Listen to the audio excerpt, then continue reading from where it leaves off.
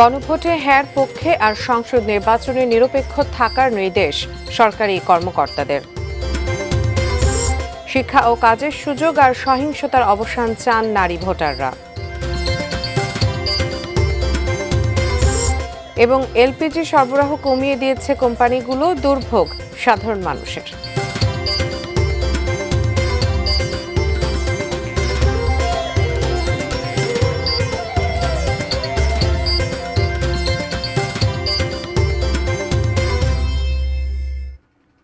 দেখছেন ATN news. দেশের খবরে আপনাদের আমন্ত্রণ জানাচ্ছি আমি উজমা হাসান। দর্শক, এতক্ষণ জানিয়ে দিচ্ছিলাম নাসির সিনট্যাক্স অ্যালুমিনিয়ামের সৌজন্যে শিরোনামগুলো।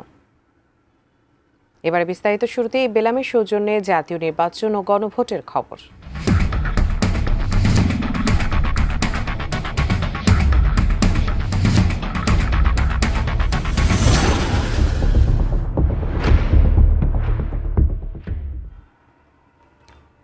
গণভোটে হ্যাঁয়ের পক্ষে প্রচার চালাতে সরকারি কর্মকর্তাদের কোনো দ্বিধা থাকা উচিত নয়, তবে জাতীয় সংসদ নির্বাচনের ক্ষেত্রে থাকতে হবে নিরপেক্ষ। সকালে গণভোট বিষয়ে সিলেট বিভাগের সকল জেলার কোর কর্মকর্তাদের সাথে মতবিনিময় সভায় এই নির্দেশনা দিয়েছেন মুক্তিযুদ্ধ ও দুর্যোগ ব্যবস্থাপনা মন্ত্রণালয়ের উপদেষ্টা ফারুকী আজম এবং স্বাস্থ্য উপদেষ্টা নূরজাহান বেগম। সব স্তরের সরকারি কর্মকর্তাদের জুলাইয়ের চেতনা ধারণ এবং গণভোটে হ্যাঁয়ের পক্ষে প্রচার চালাতে সরকারের বিভিন্ন নির্দেশনা স্পষ্ট করেন তারা। এটা পক্ষে বলার মধ্যে কোনো রকমের দ্বিধা নাই।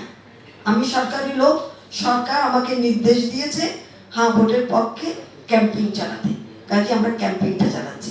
এই জায়গায় আমার অবস্থান এরকম। সমস্ত কিছু ভুলে রাজনৈতিক দলের কর্মীদের মতোই আমরা অনেকে এই ধরনের আচরণে অভ্যস্ত হয়ে পড়েছিলাম। তো সেখান থেকে বের হওয়াটাও জুলাই সনদের একটা বিরাট অংশ। এখানে আমাদের মর্যাদা, এখানে আমাদের সম্মান। আমরা যদি সেটা পুনর্লিখিত করি, তার দায় অনাগত ভবিষ্যতে আমাদের সন্তানদের ভোগ করতে হবে। দরজায় কড়া নাড়ছে ত্রয়োদশ জাতীয় সংসদ নির্বাচন। প্রতিবার ভোটের ইশতেহারে থাকলেও পুরোপুরি বাস্তবায়ন হয় না নারীদের নিয়ে দলগুলোর প্রতিশ্রুতি, ফলে আড়ালেই থেকে যায় নারীদের চাওয়া আর ভাবনাগুলো। আসছে নির্বাচনে নারী ভোটারদের প্রত্যাশার কথা তুলে ধরেছেন পূর্বাঞ্চলীয় ব্যুরো প্রধান পীযূষকান্তি আচার্য। এখানে যেন যৌন হয়রানিটা, তারপর চলতে ফিরতে যেন ইফটিজিংটা না থাকে, এবং নারী ও শিশু নির্যাতন যেভাবে হচ্ছে, মানে এইগুলার যেন একটা সমাধান হয় আর কি। রাজনীতির পুরনো ধারা পরিবর্তনের সঙ্গে নিজেদের সুরক্ষা, সমতা আর ন্যায্য অধিকার প্রতিষ্ঠার নিশ্চয়তা চান নারী ভোটাররা। সচেতন নারীরা এবার নতুন করে ভাবছেন তৃণমূলের খেটে খাওয়া নারীদের কাছে সবচেয়ে গুরুত্বপূর্ণ কি, ভোটের আগের গাল ভরা প্রতিশ্রুতি আর বাস্তবায়ন না হওয়ার অভিযোগ তাদের দীর্ঘদিনের। এই যে সরকার প্রতি বছরে এভাবে আসতেছে, কোনো পরিবর্তন হয় না। আমরা চাই যে মেয়েদের নিরাপত্তা থাকে। মানুষ অনেক কিছু পায়, আমরা আসলে কিছু পাই না। গণ অভ্যুত্থান পরবর্তী দেশের কাছে আবার কারো কারো দাবি রাজনৈতিক সহিংসতা বন্ধ, ঘরে বাইরে নিরাপত্তা এবং কর্মক্ষেত্রে বৈষম্য নিরসন। আসন্ন নির্বাচনে মানবিক প্রতিনিধি চান তারা। যারা ক্ষমতার জন্য না, আমাদের জন্য কাজ করবে এমন একজন প্রতিনিধি আমরা চাই। আমরা চাই আমাদের গরিবদের পাশে যে আছে তার পাশে আমরা আছি। ব্রাহ্মণবাড়িয়ায় শিল্পায়নের অভাবে নারীদের কর্মক্ষেত্র সীমিত। শিল্প কারখানা স্থাপন, নারী শিক্ষা ও স্বাস্থ্যসেবার উন্নয়ন চান নারী উদ্যোক্তারা। ব্রাহ্মণবাড়িতে যদি এরকম ব্যবস্থা করা হয়, তাহলে আমাদের মতো মেয়েরা বা যারা নারী আছে তারা অনেক এগিয়ে যেতে পারবে। অন্য দেশের নারীরা যতটুকু আগাচ্ছে, আমরাও যেন তেমন পারি, এটাই। সংসদে নারীর প্রতিনিধিত্ব বৃদ্ধি, নারীর প্রতি সহিংসতা বন্ধ এবং অভিন্ন পারিবারিক আইন চালুর দাবি নারী সংগঠনগুলোর। আমরা চাইব যে এই যে অভিন্ন পারিবারিক আইন হোক, যেখানে না উত্তরাধিকার আইনে নারী পুরুষ সমানভাবে সম্পত্তি হোক, এটা সব ধর্মের, এবং এই যে সন্তানের অভিভাবকত্ব, বিবাহ বিচ্ছেদ, ওইখানে এখনো বৈষম্য আছে। ব্রাহ্মণবাড়িয়ার 6 আসনে মোট ভোটার 26 লাখের বেশি। এর মধ্যে নারী ভোটার প্রায় 12,42,000। পীযূষকান্তি আচার্য, এটিএন নিউজ, ব্রাহ্মণবাড়িয়া।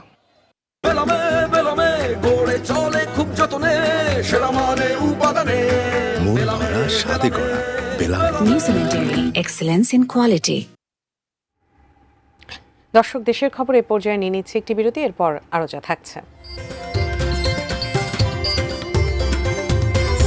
3 জেলায় সড়ক দুর্ঘটনায় 5 জন নিহত।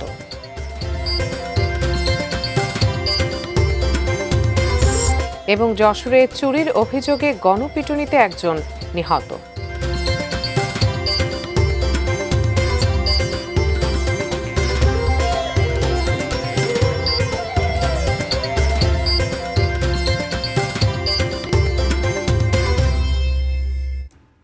বিরতির পর সবাইকে আবারও স্বাগত। দেশের খবরে দর্শক, বেগম খালেদা জিয়ার স্মরণে নাগরিক শোক সভা অনুষ্ঠিত হচ্ছে সংসদ ভবনের দক্ষিণ প্লাজায়। সেখানে আছেন সহকর্মী আমিনুল ইসলাম। আমরা সরাসরি যুক্ত হচ্ছি তার সঙ্গে। আমিনুল ইসলাম, নিশ্চয়ই তারেক রহমানের পরিবার এবং অন্যান্য বিএনপি সদস্যরাও সেখানে আছেন, কি অবস্থা দেখছেন সেখানে?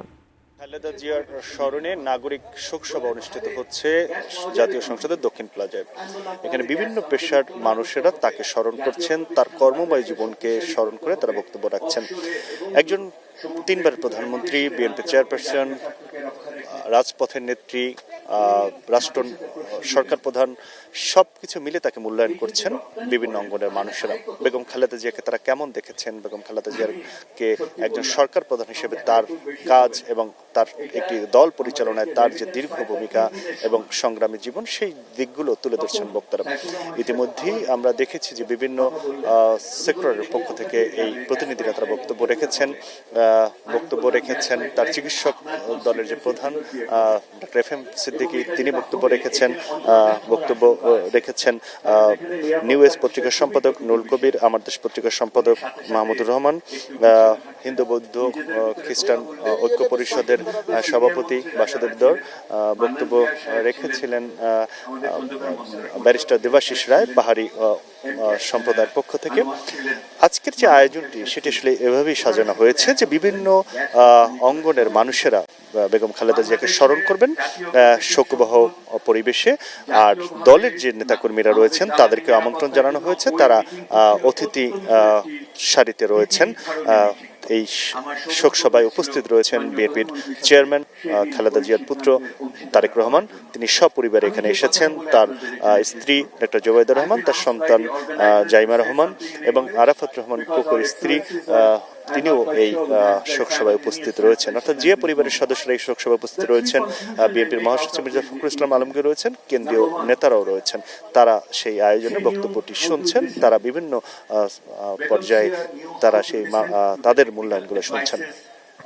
মোদ্দা কথায় বেগম খালেদা জিয়াকে সবার একটি কথাই আসলে যেটি আসছে সেটি হচ্ছে তিনি একটি দলের প্রধান, একজন তার সংগ্রামী জীবন এবং একই সঙ্গে সরকার প্রধান হিসেবে তিনি যে সাফল্য দেখিয়েছেন, তিনি যে জনপ্রিয়তা অর্জন করেছেন, সেটি একই পরিবারের দুজন মানুষ, যিনি শহীদ প্রেসিডেন্ট জিয়াউর রহমান, তার স্ত্রী হিসেবে তারা দুজনই যে জায়গাটিতে জায়গা করে নিয়েছেন, সেই জায়গা হিসেবে বর্তমানে বাংলাদেশের বৃহৎ রাজনৈতিক দল বিএনপির বর্তমান যিনি কাণ্ডারি, তার সন্তান তারেক রহমানের জন্য সেটি একটি চ্যালেঞ্জ রয়ে গেছে। তাদের সেই মা বাবার জনপ্রিয়তাকে তাকে সামনে বয়ে নিয়ে যেতে হবে, সেটি আসলে স্মরণ করিয়ে দিয়েছেন এখানকার যারা নাগরিক প্রতিনিধি, যারা বক্তব্য রেখেছেন, তারা সেই বিষয়টি সামনে তুলে নিয়ে এসেছেন।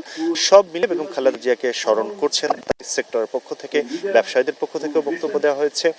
তারা প্রত্যেকটি জায়গায় বেগম খালেদা জিয়ার যে অবদান বা কর্মময় জীবন বা তার যে অবস্থান ছিলেন, সেই বিষয়গুলো তারা তুলে ধরছেন, আলোকপাত করছেন। তো নাগরিক সভার এই এখনো চলছে, 3টার সময় শুরু হয়েছে। প্রত্যেক পেশাজীবী পক্ষ থেকে, বিভিন্ন অঙ্গনের পক্ষ থেকে প্রতিনিধি হিসেবে বক্তব্য রাখছেন এবং তারা এই তার যে দীর্ঘ সংগ্রামময় জীবন এবং সরকার প্রধান, তার সেই জায়গাটিকে তুলে ধরছেন এবং মূল্যায়ন করছেন তাদের জায়গা থেকে। নাগরিক শোক সভাটি দক্ষিণ প্লাজায় চলছে, আমরা রয়েছে সেখানে, আরো বিস্তারিত জানাবো এই অনুষ্ঠান শেষে। আমিনুল ইসলাম, আপনাকে ধন্যবাদ। দর্শক, বেগম খালেদা জিয়ার স্মরণে নাগরিক শোক সভা অনুষ্ঠিত হচ্ছে সংসদ ভবনের দক্ষিণ প্লাজায়। আমরা সরাসরি সেখানে যুক্ত ছিলাম। এবারে দেশের খবর নিয়ে নিচ্ছি একটি বিরতি, আমাদের সঙ্গেই থাকুন।